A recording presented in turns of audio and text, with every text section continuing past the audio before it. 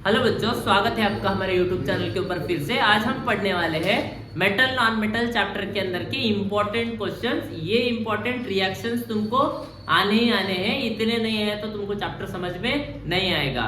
तो इस वीडियो के अंदर हम कौन से रिएक्शन पढ़ने वाले हैं। सबसे पहले मेटल प्लस ऑक्सीजन, उसके बाद metal plus water, metal plus acid, metal plus salt solution, उसके बाद नॉन मेटल प्लस ऑक्सीजन, बाद में हम non metal acid, non metal water और ये हाइड्रोजन के साथ एक देखेंगे। लास्ट इंपॉर्टेंट रिएक्शन लास्ट में थर्मिट रिएक्शन है। लास्ट तक बने रहिए, अंत तक जुड़े रहिए। तो सबसे पहला रिएक्शन हमारे पास है मेटल प्लस ऑक्सीजन का रिएक्शन।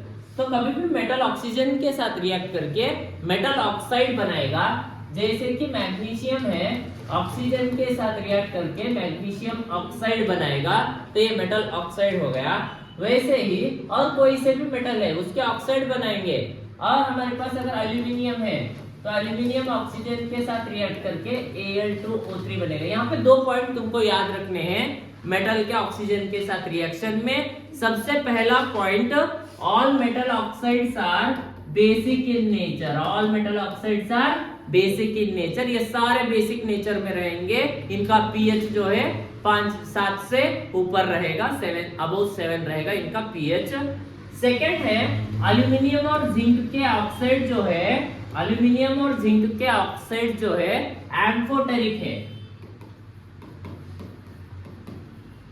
एम्फोटेरिक मतलब ये एसिड और बेस दोनों के साथ भी रिएक्ट करेंगे। एसिड के साथ भी बेस के साथ भी रिएक्ट करेंगे। ये आपको याद रखना है। पहले वाले रिएक्शन में metal plus oxygen, metal oxide and all metal oxides are basic in nature.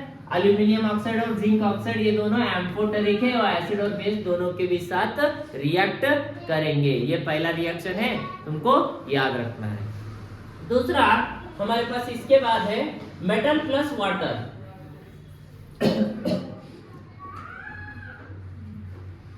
Metal और वाटर का रिएक्शन है। पानी के साथ जब भी मेटल्स रिएक्ट करते हैं तो हम इसको स्टेप बाय स्टेप में देखेंगे। तो पानी के साथ रिएक्शन करते हैं मेटल्स। हम generally day to day life में देखते हैं आयरन रस्ट खाता है मॉइस्चर से, वैसे वाले। तो वाटर के साथ रिएक्शन में हमारे पास सोडियम है और पोटेशियम है। ये हाईली रिएक्टिव मेटल्स है।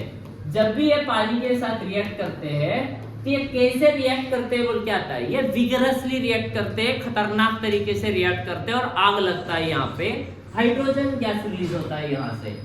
तो ये सोडियम हाइड्रोक्साइड बनेगा और ये पोटेशियम हाइड्रोक्साइड बनेगा और यहाँ पे हाइड्रोजन गैस निकलेगा और यहाँ पे फायर कैच करेगा, आग लगेगा। अगर सोडियम को तुम देखिए यूट्यूब के अंदर वीडियोस अलग अलग, सोडियम को पानी में डाल के आग लगता है, ऐसा वीडियो तुमको करना नहीं है। तो सिलेबस के हिसाब से भी हमको ये बताया गया है कि कभी भी सोडियम पानी के साथ रिएक्ट करना है, बहुत थोड़े स्मॉल क्वांटिटी में यूज करना है, क्योंकि ये डेंजरस हो सकता है। क्योंकि लेक में वगैरह डाले तो पीएच चेंज हो जाएगा वाटर का, तो इससे पानी वाले जीवी जो फिशेस वगैरह होते हैं वो मर सकते हैं। तो इसीलिए आपको वैसे रिएक्शंस नहीं करना है, प्रॉपर टीचर के प्रेजेंस में गाइडेंस में करना है, कभी भी ऐसा नहीं करना है। तो ये पानी के साथ जब भी रिएक्ट करेगा ये हाईली एक्सप्लोजिव रिएक्शंस है।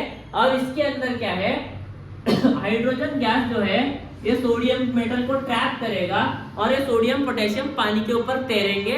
तो ये भी याद रखना है तुमको। इसके साथ साथ कैल्शियम जो है वाटर के साथ रिएक्ट अगर किया तो कैल्शियम हाइड्रोक्साइड बनाएगा प्लस हाइड्रोजन गैस निकलेगा।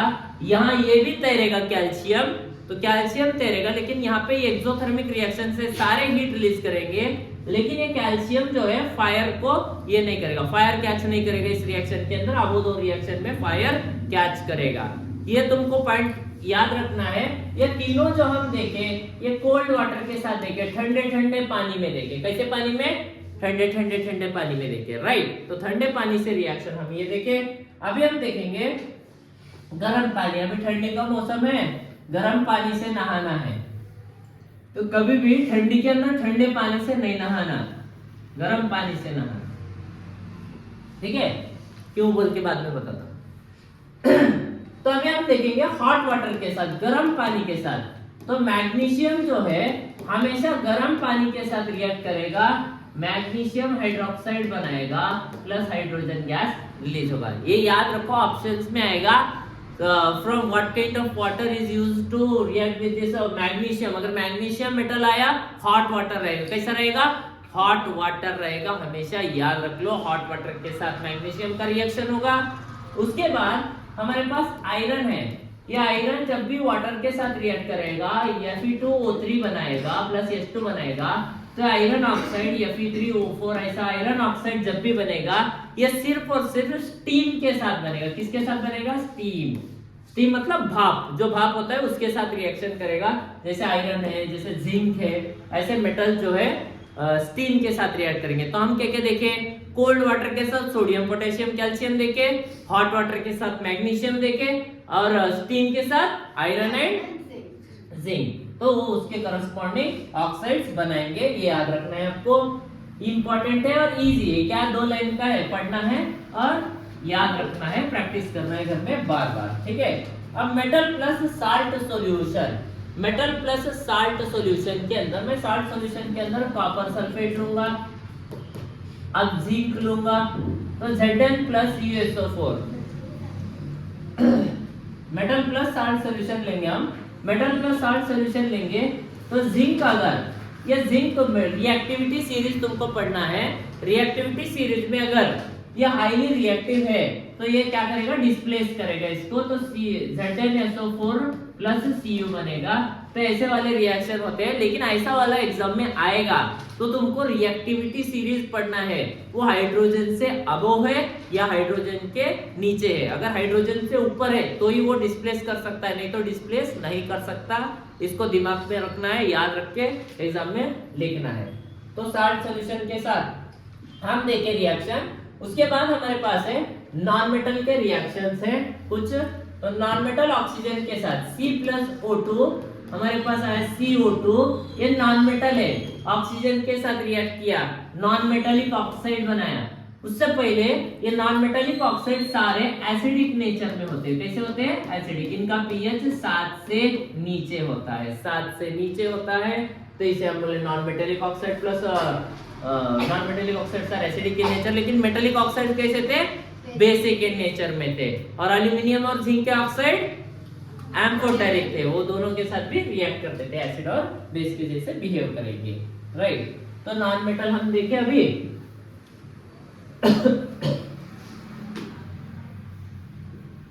उसके बाद हमारे पास है non metal plus acid.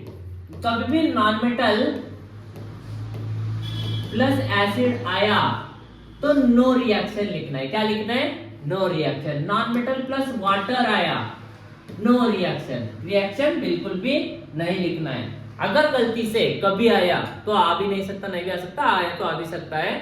Non metal nitrogen hydrogen, अगर नाइट्रोजन और हाइड्रोजन रिएक्ट करेंगे तो NH3 बनेगा, 2NH3 बनेगा बैलेंस करने के बाद। तो नाइट्रोजन हाइड्रोजन के साथ रिएक्ट कर सकता है और अमोनिया बन सकता है।